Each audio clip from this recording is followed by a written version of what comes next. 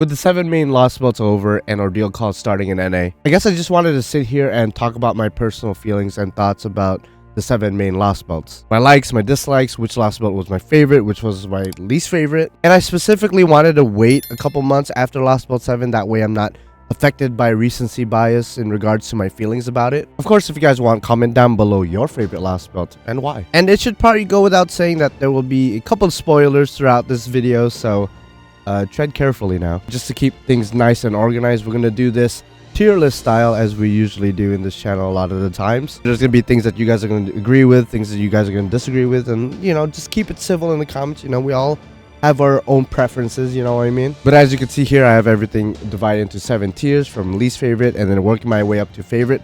Now, keep in mind, I do think that all the Lostbelts have something to offer. I do think all the Lostbelts are good in their own ways. And I emphasize that just because if I put something in the lower tiers, that doesn't mean I think they're trash. It's just I don't like them as much as the others. And another thing, I'm only including the 7 main Lostbelts. Technically 8 because Lostbelt 5 is divided into 2 parts. But I'm not going to be including Kyo or Tunguska or Tram, even though they are part of the Lostbelt story. At the same time, they don't have the same criteria as the main Lostbelts do, if you know what I mean. Anyways, starting with my least favorite, working my way up. We're not going to be going in chronological order here. I would say, and I said this in the past, and I think I still stick to this opinion, I would say Lostbelt 3 is still probably my least favorite Lostbelt out of the 7. And just to reiterate, I do like it. I would even go as far as saying that even though it's my least favorite Lostbelt, its Lostbelt King Qinshi Huang is probably my favorite Lostbelt King overall, at least as far as character wise. It just felt a lot more proactive when it came to the war against the other Lostbelts, especially when they reconstructed the shadow borders and like kind of mass produced them. And while they weren't as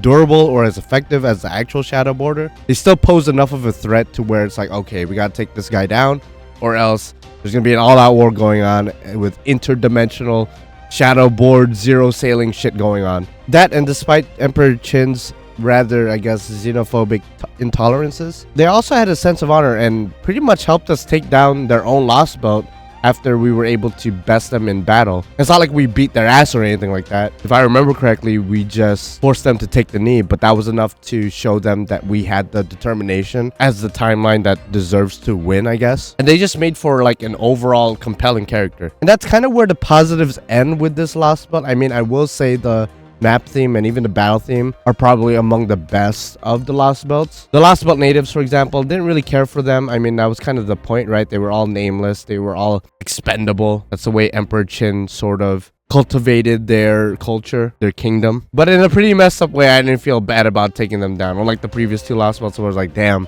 I really don't want to like end you guys' existence, but I kind of have to. In this particular case, I was like, just let them die. And then there's a cryptor, Hinako Akuta, or as we came to know, is actually Yume Ren. And while the twist of her being a vampire who's like thousands of years old is pretty cool, and in a way too, she was also one of the first foreshadowings of eventually Arcwid coming out, because they specifically said that Yume Ren's nature is closely related to that of a true ancestor, which was like unheard of up until that point, at least in a Fate timeline. But again, just like with the Residents, I'll be honest, I didn't really care about Akuta, or I guess Yu's whole character arc throughout the Lostbelt, like her thing with Zhang Yu, the fact that she doesn't really care about the Lostbelts and the whole war going on, she just wants to reunite with her love. Like, I respect that, but it's one of those things where if the villain doesn't care or one of the villains doesn't care, then I as the protagonist or I as the player doesn't really care either. And I just feel like there's so much potential with her character, with her not only being a vampire and something akin to a true ancestor, but also she has been a playable servant for how many years now?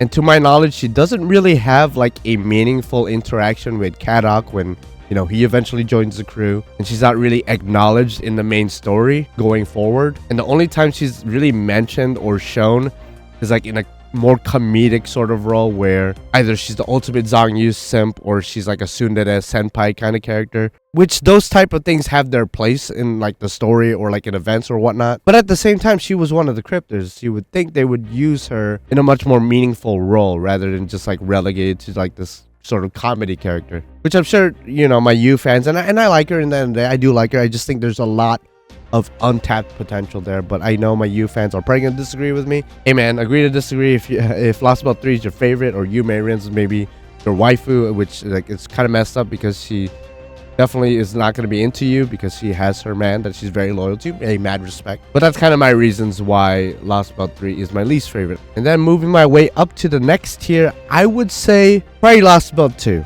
And ironically enough, I don't think there's anything in Lostbelt 2 that I am like a huge fan of. Like, I love this about this Lostbelt, or this was my favorite thing out of all the Lostbelts. But I do think Lostbelt 2 as a whole did pretty good at each and every department. Like the Lostbelt King, obviously Scotty, really cool. I think Ophelia, kind of like you, does have some untapped potential there, but they did give her a pretty compelling character arc throughout, at least more compelling than Yu's character arc. And she did have her final climactic moment at the end. And definitely the Lostbelt natives here, I cared about a lot more than I did about the natives in Lostbelt 3 for sure. Especially that ending scene with Gerda doing her little hop at the end, not knowing that she's slowly but surely getting erased from existence. I was just like, whoa. I remember after reading that, I was just like, okay, I gotta take a walk or something. Like, this is too much. I gotta take a walk. And just like as a fun fact, after pretty much all these Lostbelts, with the exception of 3, I had to take a walk because I was like, man, I'm like emotionally drained right now. I need to go do something to keep my mind busy, because Jesus Christ, that was crazy. That was quite the roller coaster. And just going back to the natives for a sec, when we go from Lostbelt 1, where the natives were very like cruel, savage, and quite literally a dog-eat-dog world, going from that to Lostbelt 2, where everyone is seemingly happy, pretty content, but behind all that happiness is like literally people getting eaten after a certain age. I'm pretty sure I wasn't the only one that noticed this, but it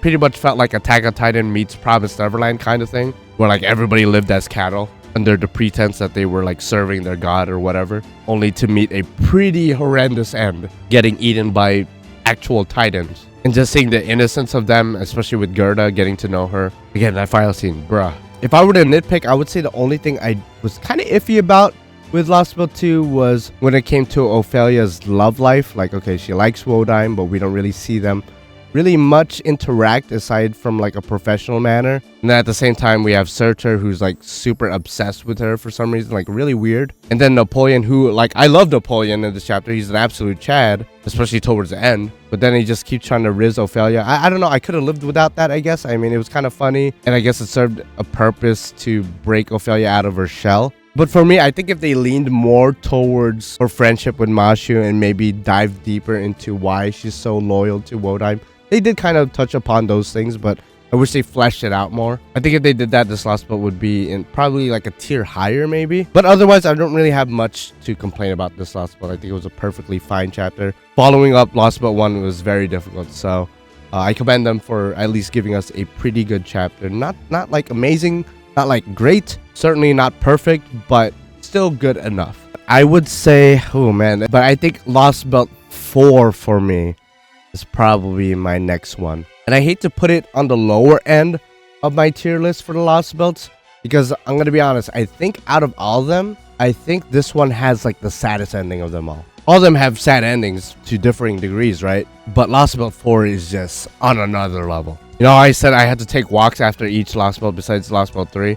I kind of lied, because with Lostbelt 4, I didn't take a walk. I didn't even want to walk. I just lied there and just like was wallowing in my own depression. I was like, man, that was a crazy chapter. And when you think about it, this chapter was sort of a big challenge for Chaldea in not just a cosmic sort of divine way, but from a moral standpoint. When all things were done, when the tree of emptiness was collapsing and Arjuna altar was put down, one of the last things we did in the Lostbelt was literally tell the little girl that we got to know, Asha, that yeah, you're about to die. And we just thought we'd let you know, because we feel like you've been living in nothing but ignorance, and we didn't want to keep you in the dark forever. So at least in your final moments, you get to experience this existential crisis. And I was just like, man, god damn. I don't know. If I was in that situation, I would probably not tell her. But I do understand why Chaldea thought it would be the right thing to do. Because in a lot of ways, what Arjuna Altar was doing with this Lostbelt was what we were doing. You know, we're going around these Lostbelts, erasing them from existence, because in the end of the day, whether you want to word it like this or not, we want our timeline back. Fuck these other timelines. We don't want them here if it means our home cannot exist. And similarly with Arjuna Altar, you know, whatever he saw as something that did not fit his ideal world, his perfect world, he's just gonna erase without anyone really knowing. And it hits even harder when you get that Lostbelt 4 craft essence after you complete it, and you see Asha not just with her dad, who we got to know as well as her dog. But we also see a bunch of other people that we didn't even meet or see when we were in the Lostbelt, which kind of implies that she had a whole ass family and friends, mom, aunt, uncle, who knows, but she didn't remember any of them because, you know, Arjuna just erased them for whatever reason. And us as Kalya, since we were going to erase her now, we just thought it was like the right thing to just tell her, like, hey, this is what's about to happen. You know, you had countless people, friends, family who were erased out of existence and you had no idea about. We just thought we'd let you know, just because we didn't want to be the same type of monster that Arjuna Altar was. And I was just like, man, this is crazy. And she was just lying there in bed praying to a god that no longer exists, wishing that her dad that she didn't even remember was there. And it was her birthday, if I remember correctly, which was just even more messed up. Like, damn. So again, I think in terms of endings, this is certainly the saddest one, like easily the saddest one, which is saying something. But aside from that, I mean, it also introduced us to Pepper and Chino, who up until that point, we had like small tidbits of his character here and there. But in this chapter, we really get to flesh out his character as this sort of reliable, flamboyant, pretty funny dude. But behind all that is a complete savage, which we see a little bit more of in Lostbelt 6 as well. And he quickly grew to be one of the fans' favorite cryptors, myself included. He's definitely in the like top 3, I would say. And of course, we also got to talk about Arjuna and Karna duking it out for like the millionth time. And we've seen them, you know, fight in North America. We've seen them fight, I believe, in Extella. So every time they're on screen together, 99.9% of the time, they're probably going to fight, duke it out, destroy continents on the way. But obviously in this particular case, it was Arjuna Altar and then later Super Karna, which I would still say is probably the best designed Spiritron dress in the entire game. Like, Karna already had a pretty sick design, but Super Karna, bro. And speaking of Karna, we also get Janako here too. And after recently playing extra CCC, I have a much greater appreciation for Janako's character here in Lostbelt 4. So again, overall good chapter. I really don't have anything to complain about this chapter. It was really good. And at one point, it was my favorite Lostbelt. But obviously, things have changed. And the next tier up, I think this is going to be a pretty hot take to a lot of people. But honestly, I think I will probably put Lostbelt 7 there. And it's difficult putting Lostbelt 7 here because it does have my favorite Lostbelt natives in here. The dinos are just awesome. Seeing their final stand towards the end was pretty crazy to see, you know, see them carrying like AKs and whatnot. But besides the hilarity of like the visual of it, I think they were like pretty much the best Lostbelt natives we've gotten. And of course, we can't talk about the dinos without talking about Dino Shiki, of course. The homie Tapoi, you know what I'm saying? And while this upcoming guy is not a dino, Kamazotz too, bro. One of the sickest backstories in all the Lostbelts, if not the sickest backstory that we've ever been introduced with in Fate Grand Order, just period. We also got Dino Arquid. I don't know how to pronounce her name. It was like X-Quick or some shit. And she was kind of on the weaker side as far as characters go because she didn't really do much besides was like an informant, I guess. You would think as like the timeline's archetype Earth, she would be a lot more OP, but I guess not. At least from what we saw. I guess she played her role. I mean, if she was like as powerful as our archetype Earth, as powerful as Arquid, then this Lostbelt would have went completely different. But speaking of archetypes, of course, Kukulkan, our Lostbelt king. I liked her character. I think she was pretty good, but I will say her kind of, I don't want to say flip-flopping because she was never really completely on our side to begin with, but she did give off that impression that she was on our side, but then it was revealed later that she's not necessarily a bad guy, but is in the side of the Lostbelt, but then she helps us later, then goes back and forth. I don't know. I didn't really care much for that, I guess, character arc of hers. I think for me, it would have been, I guess, more effective if she just committed to one side or the other and then maybe flipped later, but I don't know. Maybe I gotta give it a reread or whatever because I didn't really care much. And I will say with Daybit, and this is when the hot take gets like nuclear hot. After all the other cryptors that we saw up until that point, and with the buildup of like 5, 6, 7 years leading up to Lostbelt 7, I can confidently say I didn't really care about David much. I know a lot of people love him. He has this whole meme of him riding a skateboard with explosions in the background, and then Tez is like going crazy as well. Like, as far as like his dynamic with Tez and, you know, Tez himself, just like him as an individual, really cool. I'm all right with it. But David as an individual, after all this years of buildup, I mean, I don't know, his backstory with the whole angelic artifact and then him, you know, getting reconstructed by it, his dad just like getting annihilated out of existence or whatever. Don't get me wrong, a very interesting backstory. But again, after 5, 6, 7 years, I get that they're probably going to dive more into the angelic artifact and dive more into David's entire character. And I guess the argument could be made that's kind of his whole shtick, is that he's an enigma, he's mysterious, nobody really knows much about him. But again, after 5, 6, 7 years, like, I was expecting a bit more with him. And don't get me wrong, he did a lot in this chapter. He did a lot. He revived Ort. I mean, that sentence alone, he helped revive, or not revive because Ort was never really dead, but he expedited Ort reawakening, right? He summoned a god in Tez. He also summoned a bunch of foreigners that were like light years away from Earth or whatever in another galaxy. So he did a lot of cool shit, but really nothing that made me go, wow, this character's insane. And I believe he still has a role in the story, so hopefully they flesh him out more. But it's just one of those things. I went into this chapter with a lot of questions about him specifically, and I left this chapter with pretty much more questions than I did coming in, and really not that many answers. So when he does come back, I'm just hoping that they do more with him. I don't know. Maybe I'm downplaying him too much, because in the end of the day, he did have a huge impact, not just in Lostbelt 7, but just like in the big Grand Order story, just in general. But enough about David. Let's go talk about Olga, of course. Our girl Olga, our director, or original director, ex-director. I think starting off this Lostbelt with us fighting her was like a pretty ballsy move, because it was like, whoa, okay, we're going straight into it. And then not even a couple minutes later, all of a sudden we're teaming up with her, fighting side by side with her, and she's acting like a complete doofus. I mean, I could sit here for hours talking about Olga's character, but just all in all, I did enjoy it. Her interactions with Wak-chan. I mean, this was probably the only instance ever, I think I could confidently say, the only instance where I would ever ship a dinosaur with I was gonna say a human being, but Olga's not exactly a human being. Besides the point, this is probably the only instance where I would ship a dinosaur with a human ever. Because it started off as like a kind of funny joke, which a lot of this Lostbelt did lean into the comedy, which I was kind of iffy about, but it is what it is. But Wak-chan's final moment, bro, he won me over, and dare I say he probably won Olga over as well, because that had a huge impact on what she did later on in the story. But I'm hoping if she does come out, or when she comes out, maybe they have a callback to Wak-chan or something. You know how like with one of Tiamat's animations, she summons the Chain of Heavens, which is like obviously a callback to Kingu or Enkidu in Babylonia.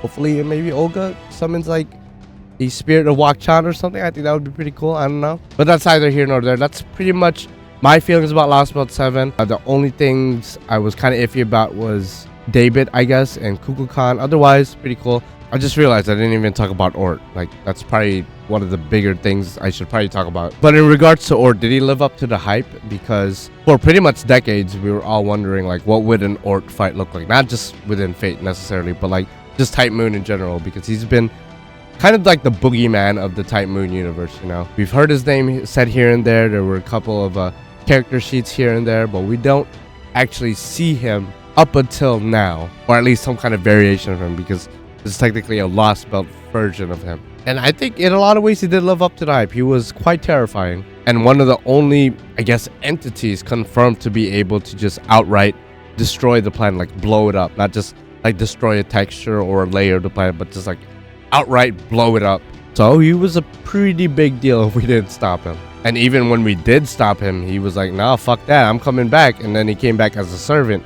And not just any servant, a grand foreigner. I think Ort lived up to the hype. But the only thing I was kind of iffy about was just randomly Benny Enma being able to impose the concept of death on him. Like, I understand that they pretty much said that King Hassan taught her how to do that, but I don't know if it's just me being nitpicky, but I feel like King Hassan being the only one able to do that, being able to impose the concept of death on something that shouldn't be able to die. For me, I thought it was pretty cool that he was the only one capable of doing that. But then all of a sudden, off camera, he's able to just teach it to Benny Enma. Like, I get it. Benny Enma has a lot of ties to the underworld as well, especially in this Lostbelt specifically. So her learning under the tutelage of King Hassan kind of makes sense that she would be able to do that, but that also felt like a big-ass cop-out in my opinion. Like, okay. They kind of just threw that line out there, and we're just supposed to accept it as something she's able to do. And even more so than that, where the hell is Benny Enma's costume? We've got in King of Berseria, we got a new version of Nitocris, we got the costume of Ereshkigal. Where the hell is Benny Enma's costume? She has a top-tier design. I might just have to knock Lostbelt 7 down just for that. To be honest, I bet anime costume. Where is it? Anyway, moving along from this tier, I will have to put Lostbelt 1. I was thinking about putting another Lostbelt there instead, but I think I will put Lostbelt 1 at the next tier up. And funny enough, if you asked me about my Lostbelt tier list a couple years ago, I probably wouldn't even put Lostbelt 1 in the top 5, but really thinking about it, it is one of the better Lostbelts out there. Not only does Lostbelt 1 kind of set the stage for the rest of the arc as being a lot more serious, a lot more somber, a lot more bittersweet than even the Singularities and the Epic of Remnants were, but I also feel like that this is the Lostbelt that's sort of the gift that keeps on giving.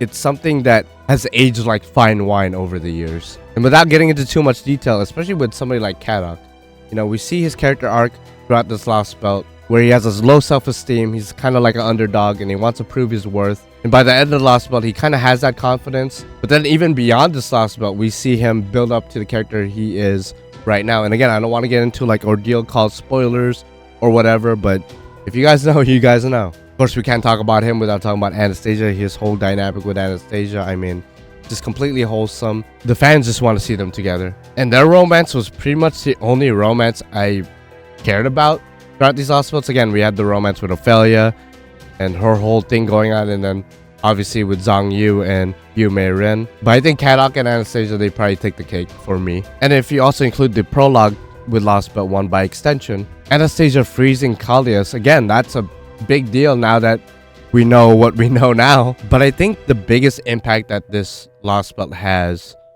that still affects the main story up until this point is with Pachi's pep talk at the end to us, to Kaldia. Because throughout this Lostbelt, we get to know not only Pachi, but like the Yaga and their culture just in general. Like I said earlier, it's very cruel, very savage, a dog-eat-dog world quite literally. And at least from Pachi's perspective, it's not a world that you could really find any happiness in. And when he sees us, when he sees Fujimaru, when he sees Mashu, when he sees Kaldia like smiling and laughing and acting like everything's okay, not only offends him, but it makes him jealous. It makes him envious of us. Like, how could you guys smile in a world like this? And then he comes to find out that we're from a different world that's still fucked up, don't get me wrong. Like, our world is very fucked up, but I guess not as fucked up as his, to where we're allowed or we're capable of experiencing happiness and experiencing these little moments where we could smile and whatnot. And it pisses him off more than anything that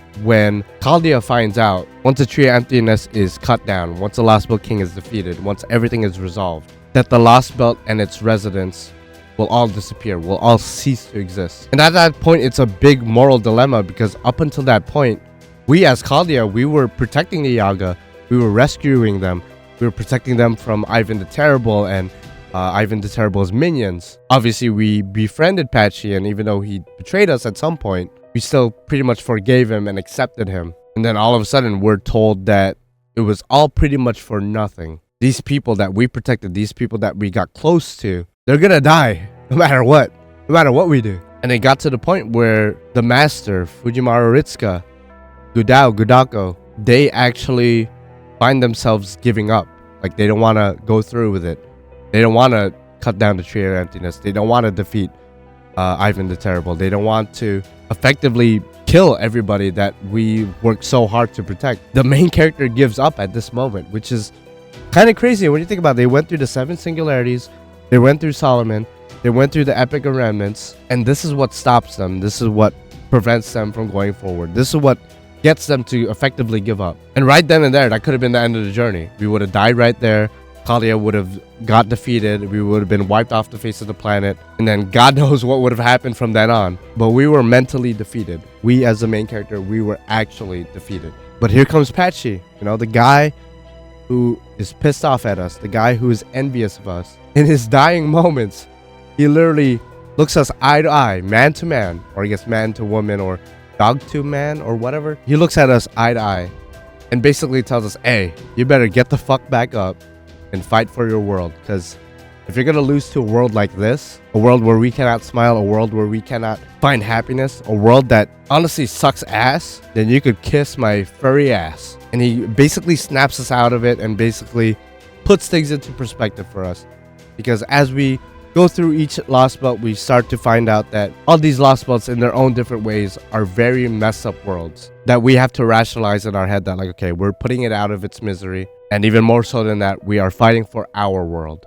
And if it wasn't for Patchy snapping us out of it, it would have been over right then and there. Again, that alone has a huge impact from the story moving forward. It's one of those moments in the game or in the story that changes the trajectory going forward. And even though I said that the dinos were probably my favorite Lost Belt natives, as far as just an individual, my favorite Lost Belt, I guess, partner or NPC was probably Patchy. I mean, he was the first, so he kind of set the bar really high, and nobody has really lived up to that expectation, with maybe Tepoi almost being there. But Patchy's my dog, you know? I think that's why I put Lost Belt 1 in such a high standard. I think it set the bar really high for a lot of the other Lost Belts, and it did its job perfectly in setting the tone for the rest of the arc. And as time passes more and more, and as more chapters come out, it just keeps aging better and better. But I will say, the only thing I was kind of like whatever with was its Lost Belt King, Ivan the Terrible. On one hand, yes,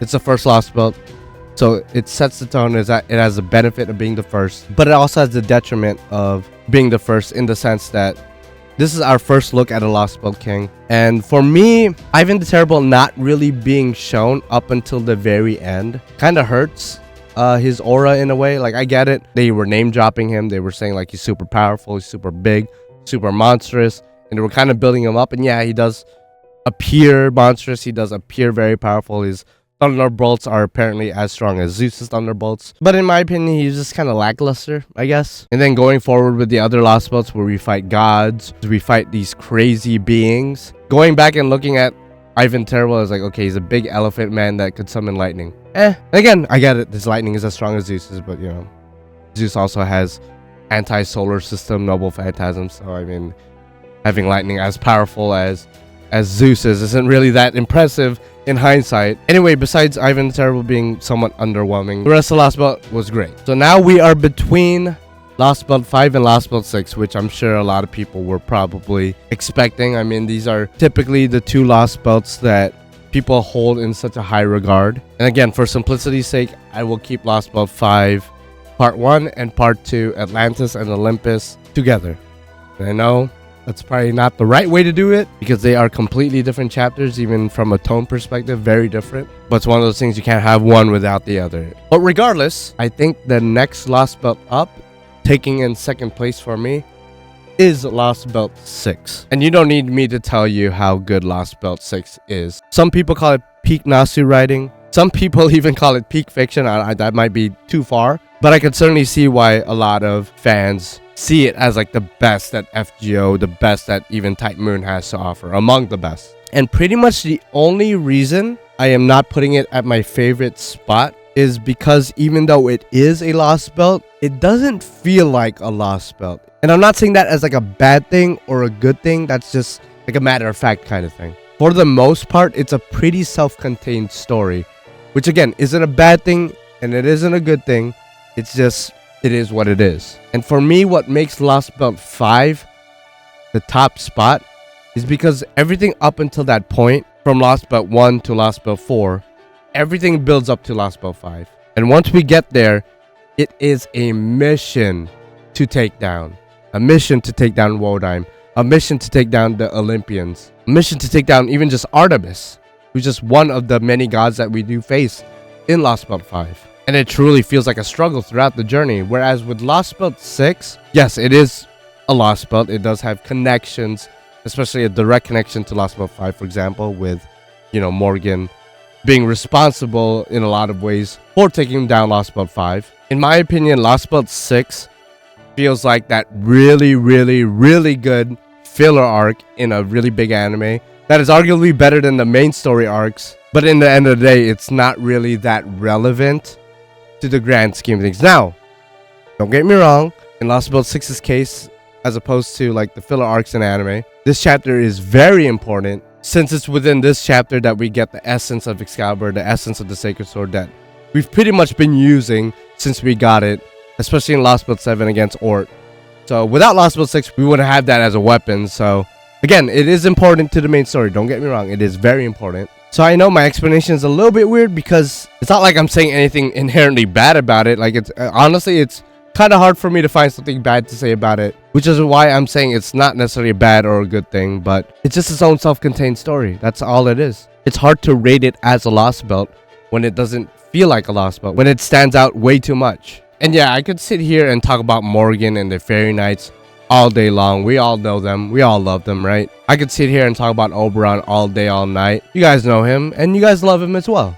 But in a way, I think what really stole the show for me with Lostbelt 6 was just the fairies in general, just like the NPCs. It felt very Game of Thrones like, for those of you guys who are fans of Game of Thrones. And yes, it has a shit ending, but the build-up was really great. And I think just like the political aspect of Lostbelt 6 and seeing all these different characters manipulate each other, all these non-servants, these non-playable characters manipulate each other, was very interesting to see. Made for very engaging storytelling, which again is very unique to Lostbelt 6, which is why I say it stands out. It's very different from the other Lostbelts and really probably deserves its own tier because it just follows its own criteria. And a lot of people even say that we as Kalia, we're not even the main characters. We're the side characters in Caster Arturia's story, which is very true if you see it from her perspective. On the other hand, some people also say that Oberon is the main character of the story because in the end of the day, he's kind of responsible for everything that happens in the chapter. And he pretty much gets what he wants at the end. And I wish I could just talk on and on about Lostbelt 6 and pretty much each and all of these Lostbelts in great detail. But all in all, Lostbelt 6, amazing. But in the end of the day, rating it as a Lost Belt, it has to get second place. It's very well done, and I could see why a lot of people love it. But for me, it's not my favorite. And from a narrative point of view, looking at the grand scheme of things, it's too much of a self-contained story to put it at the top tier list, or put it at the highest tier, I should say. But before I talk about Lostbelt 5, I just realized I didn't even talk about Beryl, the crypter of Lostbelt 6. And besides Aurora, he's probably the most hated character in this chapter. And he's pretty unique in the sense that when we look at all the other crypters up until Lostbelt 6, they all had a moment to shine. They all had a moment in which they kind of redeemed themselves, or at least show redeeming qualities. Not Beryl though, he is cut and dry, messed up, a psychopath, evil as fuck, and unapologetically so. It's not like he has this secret plan, kind of like Wodyme, where he actually plans on doing this, which is in his mind the greater good of humanity. No, he just messed up. He likes to manipulate, he likes to fuck with people, and at the end of the day he just wants Mashi to himself just so he could, like, I guess, break her fingers and whatnot. He's a very weird dude. And a lot of people didn't really like that about Beryl. They were hoping for a more engaging, interesting character. Instead, we got kind of a cut and dry, messed up motherfucker. But in my opinion, I think that's kind of what makes him an effective character. He's just evil for the sake of being evil, and I think that's okay. I think nowadays we lean towards villains who have a sympathetic side to them, who have a redemption arc, who eventually turn a good leaf, or at the very least show that they're not 100% messed up. There's a reason why they're doing what they're doing, to the point that we may not agree with what they're doing and how they're going about it, but we could kind of understand where they're coming from. Again, not with Beryl though, but for me that's refreshing. I like to see just a character be evil for the sake of being evil. Not saying I love him, he's not like my favorite character of all time or anything. But yeah, I know that wasn't the most organized, concise opinion about Lostbelt 6, because I don't want to regurgitate what everybody has already said about Lostbelt 6. It's very good. But for me, my favorite has to go to Lostbelt 5. And just so I could appease certain individuals who might be like, no, both Lostbelt 5s cannot be rated at the same time together. So if I were to change it a little bit, I think my favorite overall between the two Lostbelt 5s is probably Olympus. I would probably put Atlantis down here. But depending on my mood, I kind of switch between the two. I really do. So that's why I gotta put them at the same tier, at least in my head. Just because depending on my mood, I might pick one or the other anyway. But they're pretty much equal for the most part. But starting with Atlantis, Lostbelt 5 Part 1, I think the thing I liked about it the most, if I were to just word it as simple as I can, the thing I like about Lostbelt 5 Atlantis the most is it kind of goes back to basics, in the sense that it has a strong focus on the servants. I think a lot of the Lostbelts focus a lot on the NPCs. With Lostbelt 7, for example, the dinos were a big part of the story, as they should be. Lostbelt 4, saddest ending because of the NPC character. Lostbelt 1, big impact going forward because of Patchy, a Lostbelt native. And like I just said with Lostbelt 6, where a huge part of the story, if not 80% of the story, were the non-playable characters. But Lostbelt 5, even though it did have Lostbelt natives in there, it did have some Olympians in there, its main focus was developing the servants in there. This is Fate after all. We're supposed to care about the servants. We're supposed to care about the heroic spirits. And Lostbelt 5 does a great job of it. I mean, it literally takes a character, Jason, who we got to know in Okeanos, way back in Okeanos. Someone who's despicable, someone that we should hate for a variety of different reasons, someone we should get absolutely annoyed by. They take that character and they give him a whole ass redemption arc to the point that by the end of Lostbelt 5, he is one of the best characters, I will say, one of the best servants in the entire Lostbelt arc, not just Lostbelt 5. Which is kind of saying something because I feel like historically speaking, we don't really get that a lot with bronze servants. But Lostbelt 5 does a great job in making us kind of care about the low rarity servants. Usually Lazinga wants to sell us with the 5 stars and whatnot, which they kind of do with this one with Super Ryan, for example. But Charlotte was really important. Again, Jason was really important. Man, Ricardo, a 3-star servant. His character arc, I mean, best ofrendo, you know what I mean? And I would say the only servant I didn't really care much about was Bartholomew. Like, yeah, okay, his jokes about liking Mashu or liking girls that, or people in general, not just girls, but people with like one eye covered by their hair, you know, he just has a weird fetish with that. You know, I guess it's funny after the first couple times, but after that, it's just like, okay, like, why are you here? So he's probably like the only servant I really care about. Otherwise, Lostbelt 5 does an amazing job making me care about characters I probably wouldn't care about otherwise, or specifically servants I wouldn't care about otherwise, because all the Lostbelts do a good job in differing degrees, obviously, in making me care about the characters. But again, Lostbelt 5 is the only one that I feel like has a really strong focus on the servants without feeling like just like a walking advertisement. In a way, that's kind of what I felt like with Kukulkan in Lostbelt 7. Like, I like her, but she felt like a walking advertisement. We were forced to use her a variety of times. She's portrayed as super powerful and whatnot, which she is powerful. She's a 5-star limited servant. Like, I'm gonna be forced to roll for her or wail for her, God forbid. Not Lostbelt 5 though. I do know that some people were kind of iffy about when they were taking out Artemis, and then like literally every character had to effectively sacrifice themselves to take her down, which I get it. It was a little bit over the top, but I think when you're taking down a goddess like Artemis, granted she's a robot, but still a goddess, I think that just kind of makes sense that it takes like everybody's combined strength to take down. But speaking of taking down gods, we have to move on and talk about Lostbelt 5 Olympus. And this is where things go from over the top to, what am I looking at? This is crazy. Especially towards the end. My gosh. And Lostbelt 5 felt like the climax of the Lostbelt arc. And in a way, it kind of was. At least the Lostbelts as we knew it. And it's here we meet the Olympians Adele and Markarios. And just like a lot of other Lostbelt natives before them, they are the ones who are going to be guiding us through, teaching us about the world, and the ones we're going to be building rapport with. And their story is compelling because they actually want to help Chaldea take down their own Lostbelt, which again is something we've never seen with the previous Lostbelts up until that point. And we come to find out that they've been alive, and pretty much all the other Olympians have been alive for thousands and thousands and thousands of years, to the point that Adele and Mercurios kind of just want to die. They're tired of this complacent life, and they also resent the gods for what they did to the other people who were like-minded to them, their family, their parents, who all rebelled against the gods and were killed because of it. And Adele and Mercurius are pretty much the only survivors of that rebellion, and they see Chaldea as a way to sort of, I guess, exact their revenge. I don't know if that's exactly the right word, to pretty much put an end to the Olympians' rule. This is the first time we've met people native to the Lostbelts that know what we're all about, but at the same time are willing to help us end their lives. It's wild. And it makes it even more impactful that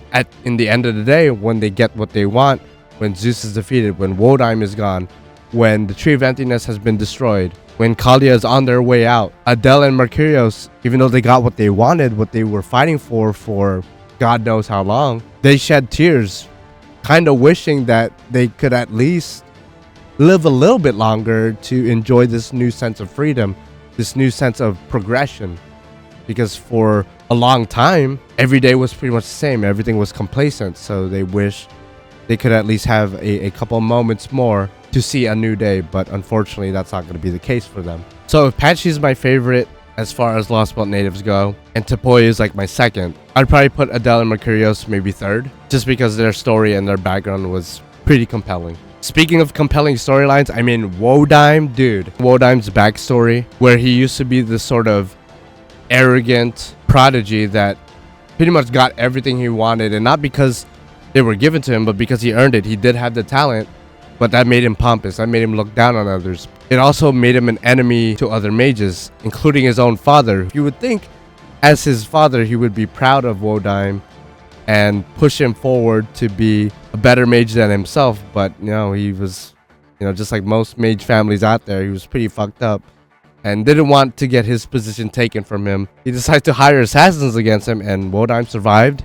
He was able to get away, but in the process, he was pretty much crippled. And for days, for I want to say weeks, I don't remember exactly how long, but for a while, he found himself under the care of somebody who was like in the polar opposite as far as the social standing was concerned. He found himself under the care of this homeless, malnourished, uneducated young boy, I think it was a boy, who pretty much saved Wodime's life. Not just from a physical standpoint, as far as like taking him to his little hut and feeding him, even though he was feeding him mostly bread and like spoiled goods, but also saved him mentally, because eventually this kid dies and succumbs to his own injuries and malnourishment as a result of stealing food for Wodime, ends up getting his ass whooped for it. And this really humbles Wodime's perspective and pretty much motivates Wodime's goal of essentially helping the rest of humanity besides himself, kind of like what the kid did for him, but in just a much grander, crazier scale. And it really changes your perspective of Wodime too, learning his backstory, seeing what he does towards the end, and pretty much sacrificing himself to prevent the alien god, or prevent Olga from ending us all then and there, using his final strength, his serious light, to sacrifice himself. Not to mention the fact that he revived the other cryptors, or at least got the alien god to revive them, at the cost of repeating the 7 singularities several times over. I mean, this guy's an absolute chat. He's able to solo the 7 singularities. I mean, David was too, but Wodime is just... I like Wodime a lot more than David, if it wasn't obvious. Not to mention, Wodime pretty much forced Zeus to acknowledge him as his equal, as a friend, which is crazy to think about, because Zeus is notorious and infamous for being pretty much an arrogant prick, and he's an arrogant prick here too, don't get me wrong. But for somebody like Zeus to acknowledge Wodime as a friend, as an equal, as somebody that he respects, that's pretty insane. It always felt like Wodime was like 2 steps ahead of everyone. He was 2 steps ahead of Zeus, had Atlas prepared. He was definitely ahead of us in a lot of ways, and the only one that got the better of him was pretty much Beryl. And then as far as Demeter, Zeus, and Aphrodite are concerned, I really want them to be playable. We've all been asking for them, especially the girls, because for obvious reasons, more waifus is always good. And before anyone says, well, they're gods, they're divines, they cannot be servants. Bro, we broke that rule multiple times in the past. Let's just break it again. Screw it. Give us the Olympian gods as servants. Come on. And probably the only Olympian, I guess, deity that I don't see ever becoming a servant is probably Chaos. Because Chaos is absolutely broken. I know a lot of people were hyping up Ort, and Ort is pretty much confirmed by Nasu himself to be one of the strongest beings in the entire Nasuverse, but we gotta put respect on Chaos's name. Homie not only created the Olympian gods, who were quite powerful in their own right, but Chaos, with the little bit we see of him, apparently the little bit we see of him, that's just his eye, just with that little bit, he is able to absorb, or it was in the process of absorbing the entire planet. And even if he wanted to physically stop Chaos from doing that, as big as he was in the sky, he was apparently light years away, like inconceivably far away, that we couldn't really do anything about it. Like, I'm sorry, I don't think Ort is fighting that. I think Chaos is easily squashing Ort, and I'm gonna die on that hill. I know a lot of people are gonna be like, nah, dude, Ort would absorb his powers or whatnot. How's Ort gonna get there? How's Ort gonna get to somebody who's light years away and slowly but surely absorbing Ort and Earth and everything in the vicinity of Ort into Spiritron? That was literally what Chaos was doing. Pretty much converting everything within the planet into magical energy. Like, how is Ort gonna fight that? I don't think that's happening. But besides the point, obviously, the Nasuverse and Type Moon isn't all about power levels. It's not like Dragon Ball Z where one character defeats the other because they're just physically stronger. No, there's also a compatibility aspect to it.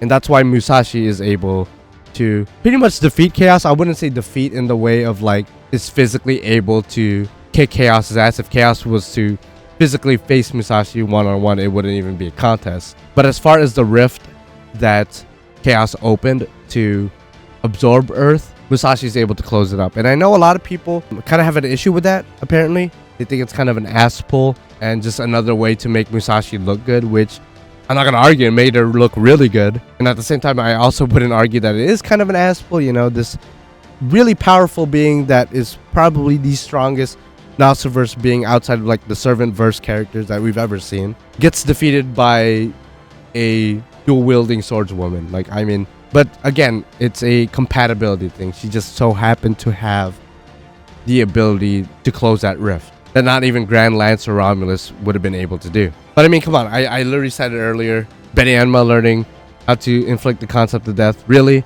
Within a span of days, she's just able to learn it. That's just a technique she could learn. So theoretically, instead of Grand Assassin King Hassan coming to help us against Tiamat, Betty Anma could have done it. Betty Anma could have done that. Okay, sure. So that's not an ass pull, but Musashi closing a rift is an ass pull, sure. And while we're at it, what was it with like that fairy? What was her name? Hope? In the end of Lostbelt 6 when Caster Arturia came back as Arturia Avalon. That was an ass pull. Just like Hope coming out of nowhere. A fairy that most of us who read the story didn't even remember. Didn't even think she was going to have an impact in the story. Just comes back hours and hours after we were done reading about her. Hours and hours after we were done even thinking about her. She just appears and pretty much helps push Arturia into becoming Arturia Avalon. That's not an ass pull. I don't know.